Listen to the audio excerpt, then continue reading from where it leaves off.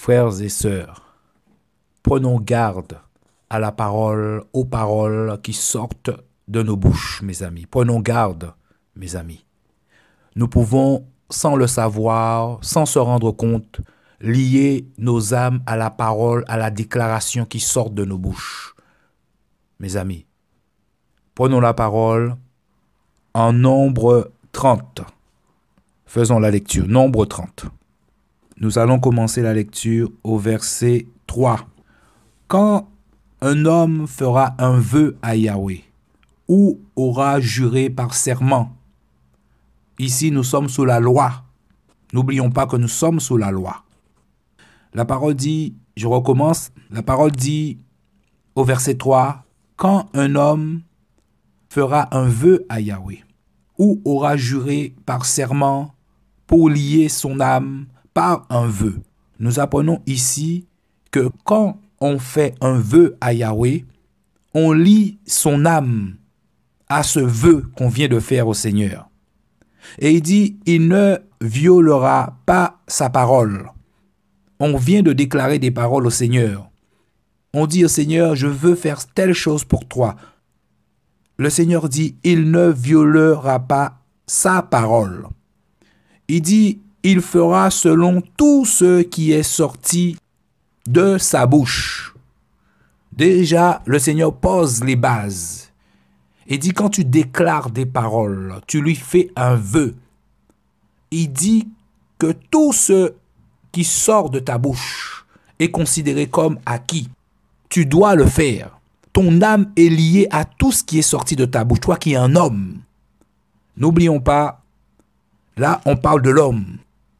Au verset 4, il est dit, mais quand une femme, pendant sa jeunesse, est dans la maison de son père, c'est-à-dire que son père a autorité sur elle, il dit, quand cette femme fera un vœu à Yahweh et se liera par une obligation et que son père aura entendu son vœu et le serment par lequel elle a lié son âme, c'est-à-dire quand tu fais un serment à Yahweh, tu lies ton âme à ce serment. Et là, il dit, si cette femme est dans la maison de son père, encore dans la maison de son père, et il dit, si son père ne lui dit rien, tous ses vœux seront valables, et tout serment par lequel elle aura lié son âme sera valable. Mais il dit au verset 6, mais si son père la désapprouve, le jour où il l'a entendu, aucun de ses vœux ou de ses serments par lequel elle aura lié son âme ne sera valable. Donc ça veut dire que son père, si son père désapprouve, son père peut s'opposer à ce qui est sorti de sa bouche. Et la Bible dit, et Yahweh lui pardonnera, parce que son père l'a désapprouvé, parce que l'autorité qui est sur elle, c'est son père. Vous voyez? Et là, on nous dit que quand tu as cette autorité sur toi, toi qui es une femme, tu as ton père, tu es chez ton père, tu n'es pas encore marié. Ton père peut, si il désapprouve ce que tu viens de dire, ce qui est sorti de ta bouche, il a entendu, il peut casser cette alliance que tu viens de faire. Il a cette autorité. Et là, on nous dit au verset 7, et si elle a un mari et qu'elle est engagée par quelques vœux ou par quelques paroles échappées de ses lèvres. Et c'est là que je voulais en venir. Des paroles qui échappent de nos lèvres. Là, on parle de la femme qui a son mari sous son autorité. Parce qu'en ce qui concerne l'homme, le Seigneur parle, il parle là de la femme. Mais pour le Seigneur, en ce qui concerne l'homme sous la loi, quelle que soit la parole qui est sortie de sa bouche, même légèrement, il nous dit que tout ce qui est sorti de sa bouche, son âme est liée. Et il dit, il ne violera pas sa parole. Il dit, il fera tout ce qui est sorti de sa bouche. Ça, c'est l'homme. C'est pour ça qu'il faut faire attention, en tant qu'enfant du Seigneur. Faire attention aux déclarations qui sortent de nos bouches. Vous voyez? Faire très attention, mes amis, aux déclarations, aux paroles qui sortent de nos bouches. Quelquefois, ces paroles sont légères. Nous pensons que Dieu ne nous entend pas. Mais le Seigneur entend. Parce que le Seigneur considère qu'un homme ne peut pas être légère dans ces choses-là. Mon frère, ma sœur. Alors il dit, ou par une parole échappée de ses lèvres, par lesquelles elle aura lié son âme, et que son mari l'aura entendu et que le jour même où il l'a entendu, il ne lui a rien dit, ses vœux alors seront valables et ses serments par lesquels elle aura lié son âme seront valables. Il dit, mais si son mari la désapprouve, le jour où il l'a entendu, alors il annulera le vœu par lequel elle s'est engagée. Donc le Seigneur nous fait comprendre que quand la parole sort de ta bouche, qu'elle soit légère ou pas, tu engages, tu lies ton âme à la parole qui est sortie de ta bouche, qui est sortie de tes lèvres, mon ami. C'est ça que le Seigneur est en train de dire là. Voyez? Ton âme est liée. Et il dit que si tu as un mari, ton mari entend, ton mari peut casser cette alliance que tu viens de faire. Et Yahweh va te pardonner parce que ton mari a autorité sur toi. Au verset 10, il est dit, mais le vœu de la veuve ou de la répudiée, parce que c'est là, la veuve ou la répudiée, il n'y a pas de mari ou de père sur elle, si ce n'est le Seigneur lui-même. Il dit que tout ce par quoi elle aura lié son âme, c'est-à-dire quelle que soit la parole qui est sortie de sa bouche, légère ou pas, la déclaration qu'elle a faite, il dit elle sera valable pour elle. Mes frères et sœurs, vous savez, quelquefois, on ne saisit pas l'importance de la parole du Seigneur. On n'est pas assez dans l'intimité avec Dieu pour que Dieu nous parle, nous enseigne. Le Seigneur dit que mon peuple périt par manque de connaissance. Parce qu'ils ont rejeté la connaissance, parce que tu ne veux pas rentrer en profondeur avec le Seigneur. Tu ne veux pas laisser le Seigneur t'enseigner personnellement. Tu n'es pas dans la méditation, dans la lecture de la parole. Parce que tu refuses de faire cela. Vous voyez? Mon peuple périt. Vous voyez? Par manque de connaissance. Et c'est ça que Dieu nous demande à tous. Rentrer en profondeur pour qu'il nous enseigne, pour qu'il nous éclaire sur certaines choses.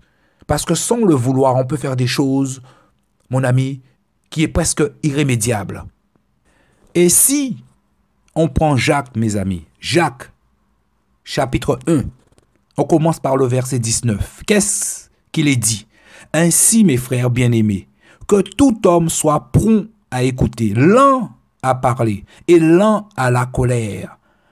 Car la colère de l'homme n'accomplit pas la justice de Dieu. Et c'est là, malheureusement, que des paroles légères peuvent sortir de nos bouches quand on se met en colère. Voyez? Le Seigneur dit dans le verset 20 que la colère de l'homme n'accomplit pas la justice de Dieu. On entend certains qui parlent et qui disent « Ah, la colère sainte ». Mon ami, personne ne peut avoir de colère sainte, sinon Dieu lui-même. Voyez, la colère de l'homme. Le Seigneur te fait comprendre que la colère de l'homme et la justice de Dieu est inimitié. Voyez, ils sont opposés entre eux. Mon ami, non que tu ne peux pas te mettre en colère. Non. Mais il te fait comprendre que quand tu es en colère, mon ami, il y a plus de probabilités que tu dises des bêtises. Tu lis ton âme à des paroles. Il y a plus de possibilités, de probabilités que tu condamnes, que tu maudis, mon ami. Maudis des gens. Maudis ton prochain. Or, le Seigneur disait, tu aimeras ton prochain comme toi-même. Tout ce que tu veux qu'on fasse pour toi, fais-le pour ton prochain. Voyez, l'amour du Seigneur, il veut que tu aimes tes ennemis. Prenons Matthieu. Matthieu 5. Matthieu 5, verset 43. C'est le Seigneur qui parle. Il dit, vous avez appris qu'il a été dit. C'est-à-dire que la loi disait. Ils ont reçu des enseignements de la loi de Moïse, la Torah, qui disait, tu aimeras ton prochain et tu haïras ton ennemi.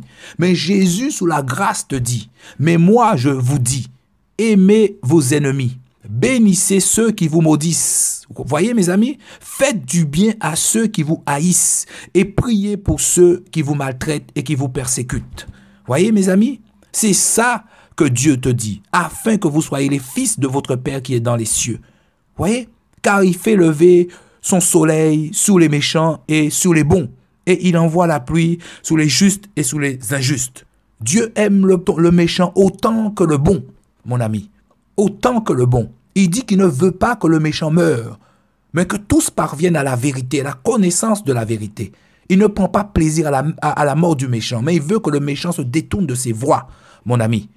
C'est pour ça qu'il faut faire très attention à ne pas maudire, mes amis, à ne pas maudire son prochain, parce qu'on est en colère. Vous voyez? La colère de l'homme n'accomplit pas la justice de Dieu. La colère de l'homme est inimitié avec la justice de Dieu.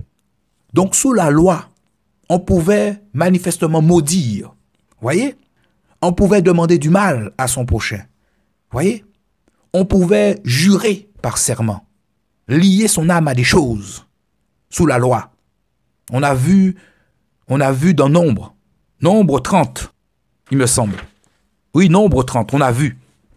Mais sous la grâce, quand le Seigneur est venu, le Seigneur a changé les choses. Et si nous reprenons Matthieu, là, nous sommes en Matthieu 5, verset 33. Il dit, c'est pour ça qu'il revient sous la loi, toujours. Il dit, vous avez aussi appris qu'il a été dit aux anciens, tu ne te parjureras pas, mais tu rendras au Seigneur ce que tu auras promis par serment. Voyez? C'est ce que le Seigneur dit, c'était sous la loi. C'est ce qui a été dit sous la loi. Ce que tu avais promis qui est sorti de ta bouche, tu devais l'accomplir. Mais là, il te dit, mais moi, je vous dis, de ne jurer aucunement, ni par le ciel, parce que c'est le trône de Dieu, ni par la terre, parce que c'est le marchepied de ses pieds, ni par Jérusalem, car c'est la ville du grand roi. Ne jure pas non plus par ta tête, car tu ne peux pas rendre blanc ou noir un seul cheveu, mais que ta parole soit oui, oui, non, non, car ce qui est de plus vient du mauvais, vient du mal. Oui, le Seigneur nous met en garde. Il ne faut pas jurer. Il ne faut pas faire de serment. D'ailleurs, on ne sait pas ce qui va se passer demain. On ne sait pas. Et c'est pour ça que nous devons faire très attention à la colère, mes amis. Vous voyez, à la colère. Et si nous revenons en Jacques, que nous dit la parole en Jacques chapitre 3?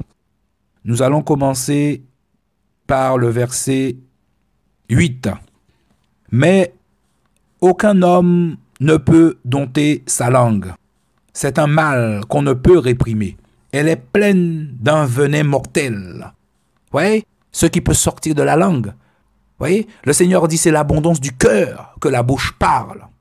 Alors les méchancetés qui peuvent sortir de ta bouche viennent de ton cœur. C'est-à-dire c'est ton âme qui n'est pas régénérée, mon ami. Vous voyez? C'est ton âme. Il y a encore des problèmes dans ton cœur.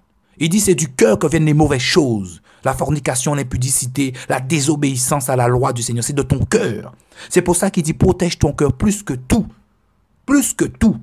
Parce que ce sont les sources de la vie, ton cœur, mon ami. Et donc il dit pleine d'un venin mortel. C'est ce que les Hébreux disaient à Jérémie. Tuons-le par la langue. Parce que par la langue, on peut faire des dégâts, frères et sœurs.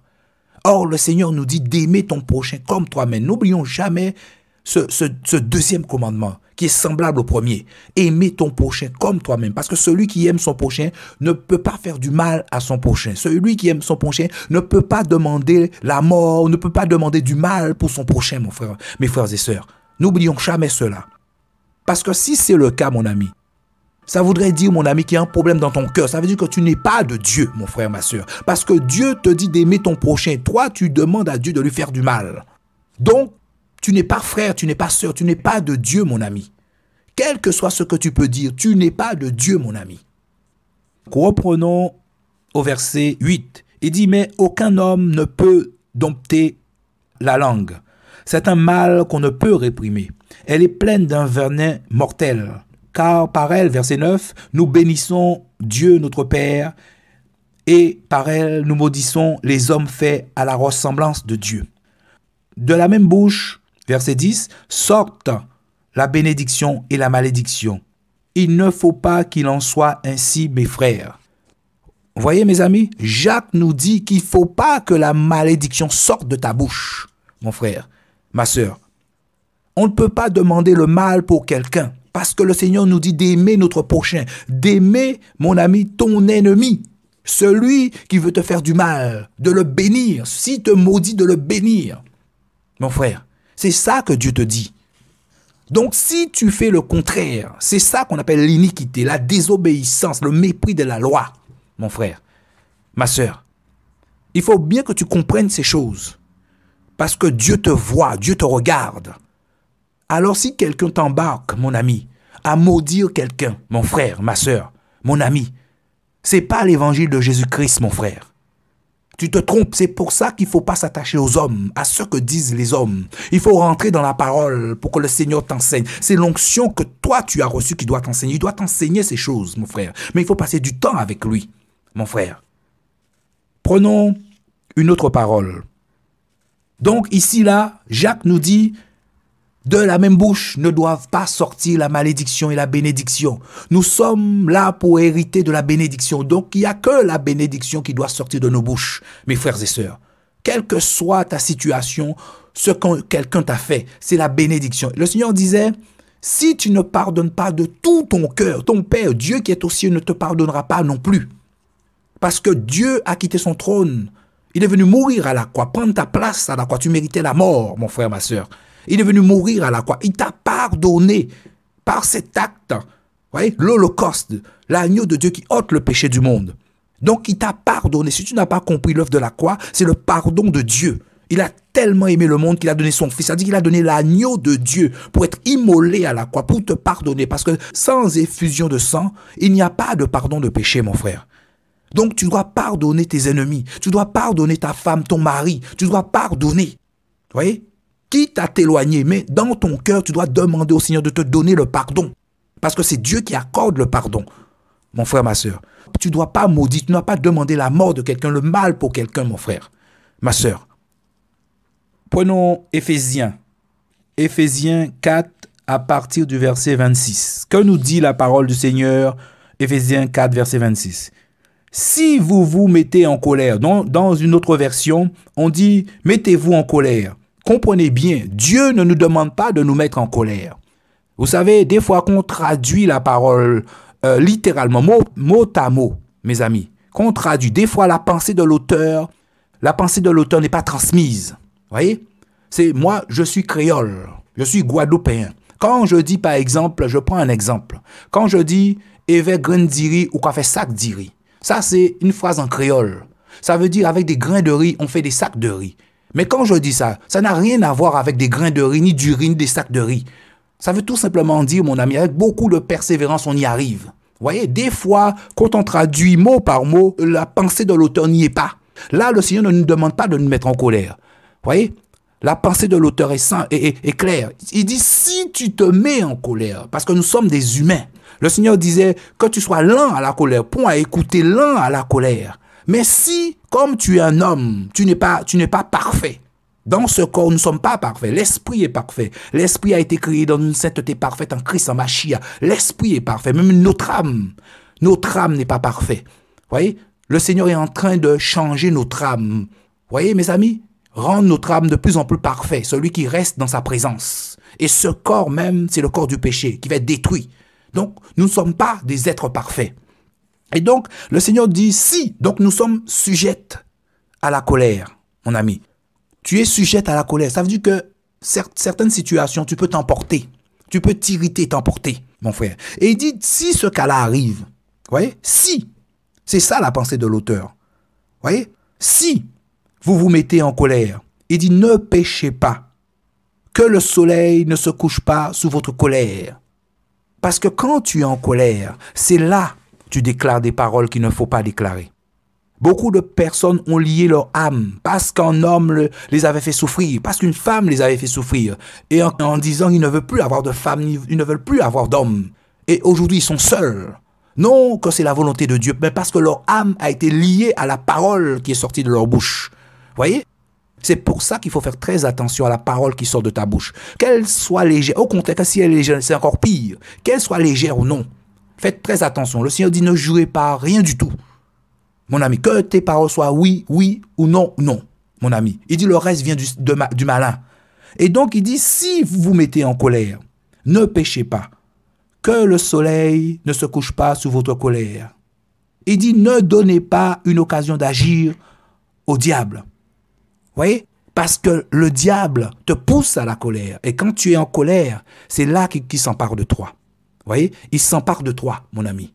Et c'est ça que le Seigneur te dit. Fais attention. Parce qu'on avait vu auparavant que dans Jacques, attendez, on avait vu dans Jacques 1, je relis le verset à partir du verset 19, « Ainsi, mes frères bien-aimés, que tout homme soit prompt à écouter, lent à parler et lent à la colère, car la colère de l'homme n'accomplit pas la justice de Dieu. » Donc la colère de l'homme, mon ami, est inimitié avec la justice de Dieu. C'est ça que le Seigneur nous dit. Pour qu'aucune mauvaise parole, aucune parole pourrie ne sorte de ta bouche. Aucune déclaration qui va condamner ton prochain ou peut-être toi-même. Parce que ton âme va être liée à la parole qui sort de ta bouche. C'est pour ça que tu dois faire très attention à la parole qui sort de ta bouche, mon ami. Lent à la colère. Voyez? Lent à la colère. Lent à la colère, mon ami. Lent. N'oublions pas, mes frères et sœurs, nous ne sommes plus sous la loi. Vous voyez, il y a des choses qui ne sont plus valables. Nous sommes sous la grâce. Sous la grâce. Et pour finir, prenons le psaume 50. On va lire à partir du verset 16. Il est dit au verset 16, « Dieu dit aux méchants, « Quoi donc? Tu énumères mes lois? Tu as mon alliance dans ta bouche? » Parce que beaucoup pensent qu'ils sont enfants de Dieu. Beaucoup pensent, parce qu'ils connaissent des versets, des lois, ils connaissent la Bible par cœur, ils sont des enfants de Dieu. Mais par leur pratique, par leur comportement, ils démontrent au Seigneur qu'ils ne sont pas enfants de Dieu.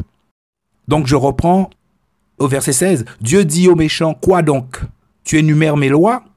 Tu as mon alliance dans ta bouche? Toi qui hais la correction, qui jette mes paroles derrière toi. » Verset 18. Si tu vois un voleur, tu te plais avec lui, et ta part est avec les adultères. Voyez?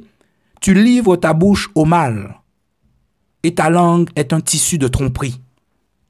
Tu demandes le mal pour ton prochain, mon ami. Voyez? Tu demandes le mal pour ton prochain. Ça vient pas de Dieu. Et donc, au verset 19, je disais, tu livres ta bouche au mal, et ta langue est un tissu de tromperie. Verset 20, tu t'assieds et tu parles contre ton frère. C'est terrible, hein? Tu t'assieds et tu parles contre ton frère. On fait des réunions contre nos frères et nos sœurs, mes frères et sœurs. Voyez ce que le Seigneur dit, comment c'est terrible? Si tu es là, mon ami, n'oublions pas le psaume 1. Avant de finir, on va le prendre. Parce que des fois, on ne saisit pas.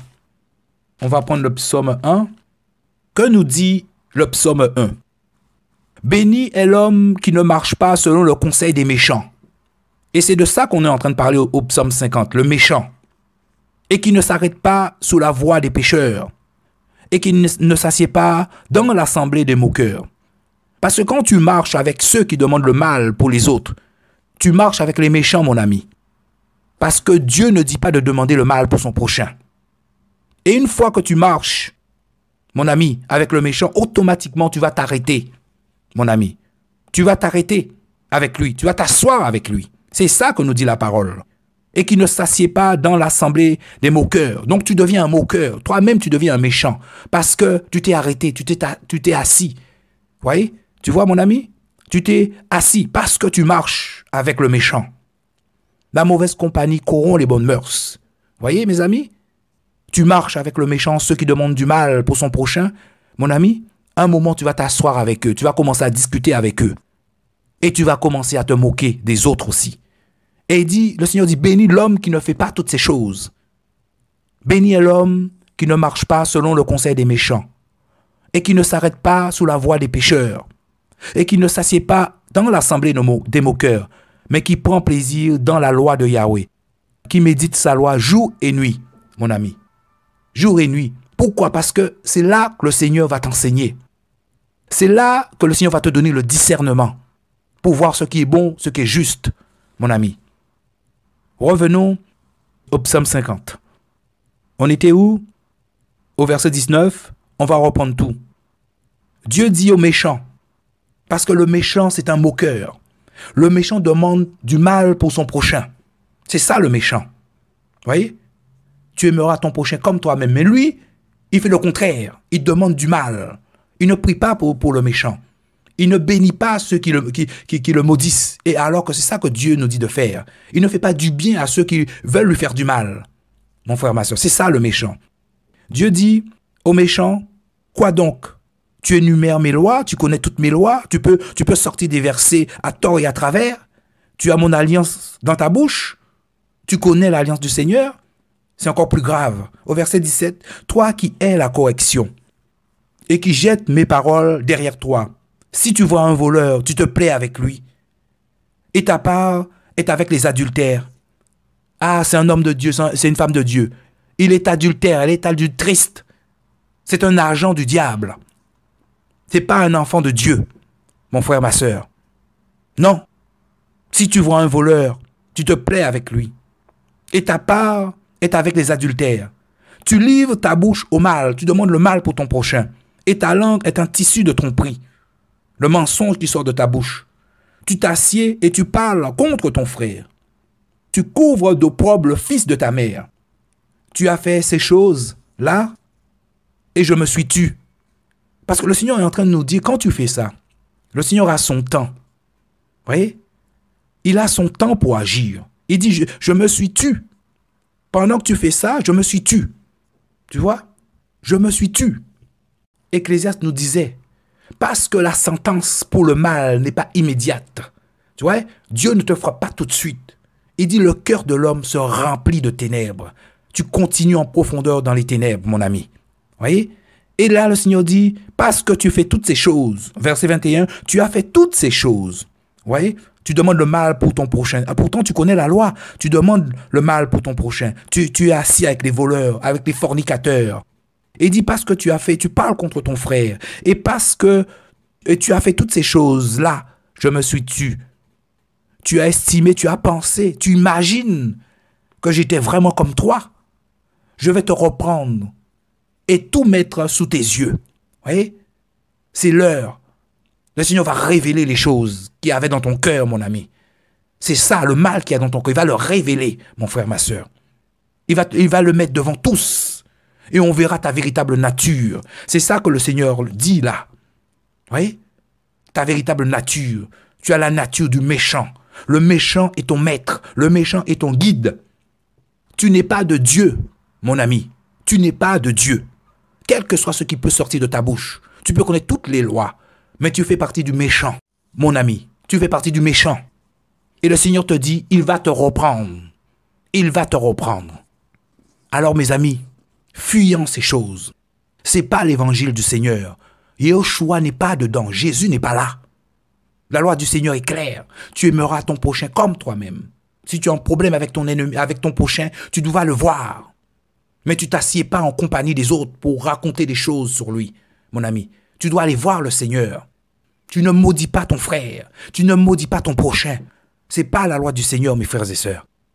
Qu'aucune mauvaise parole ne sort de nos bouches. Voyez? Et c'est ça que le Seigneur nous dit. Ne lie pas ton âme à des paroles que tu vas regretter toute ta vie. Voyez? Sois lent à la colère, parce que la colère de l'homme n'accomplit pas la justice de Dieu. Voyez? Tu as plus de probabilité de dire des choses qui dépassent ta pensée quand tu es en colère. Voyez? La colère sainte, ce n'est pas pour les hommes. Non, pas du tout. La colère sainte, on peut sentir l'esprit irrité en nous. Mais la colère sainte, quand on est en colère, on blesse les gens. On ne fait pas du bien aux gens, on blesse. Voyez? Ce ne sont pas des réprimandes, mes frères et sœurs. Non, pas du tout. Les réprimandes servent à corriger, mais pas à blesser les cœurs. Voyez, mes frères et sœurs? Alors faisons attention à ce qui sort de nos bouches. Alors, mes amis, gardons-nous, examinons-nous, mes amis, gardons-nous. Gardons-nous de déclarer des paroles qui vont nous lier, qui vont nous condamner, qui va condamner notre frère, nos sœurs, notre prochain, mes frères et sœurs. Demandons au Seigneur un cœur pur. Si le Seigneur donne des cœurs, si ton cœur est dur, tu sens, le Seigneur te fait ressentir ces choses. Demande au Seigneur de changer ton cœur. Qui change nos cœurs? Seigneur, change nos cœurs, papa. Change nos cœurs pour que nous ne soyons pas comme des méchants. Donne-nous, remplis nos cœurs de ton amour pour aimer, Seigneur, notre prochain, pour aimer notre ennemi, pour ne pas demander du mal, pour notre prochain, pour nos ennemis. Donne-nous à faire du bien à nos ennemis, à bénir ceux qui nous maudissent, à faire du bien à ceux qui veulent nous faire du mal. Restons dans la paix, frères et sœurs. Jésus, c'est le prince de paix. Restons dans la paix, frères et sœurs. Demandons la paix du Seigneur. Seigneur, merci pour cette exhortation, papa. Que tu nous gardes. Que tu gardes nos langues, papa, de tout ce qui est mauvais. Que nous ne ressemblons pas aux méchants, papa. Que nous ayons la crainte de toi. Tu as dit, la crainte de Yahweh, c'est la haine du mal. Que nous haïssons le mal. Que nous haïssons l'arrogance, papa. L'orgueil, la voix des méchants, la bouche hypocrite. Que nous ne soyons pas des hypocrites. Toutes ces choses appartiennent aux mauvais. Ce sont de mauvaises choses. Ça appartient aux malins. Seigneur, merci de purifier nos cœurs. Merci de sanctifier nos cœurs, papa. Tu as dit le cœur, c'est la source de la vie. Et c'est de là que viennent les mauvaises choses, papa. Donne-nous un nouveau cœur, papa, pour t'aimer. Pour aimer l'être humain qui a été créé à ton image. L'homme qui a été créé à ton image. Pour que nous ne maudissions pas, mais pour que nous bénissions. Que ton Saint-Nom soit glorifié, papa. Au nom de Jésus. Amen.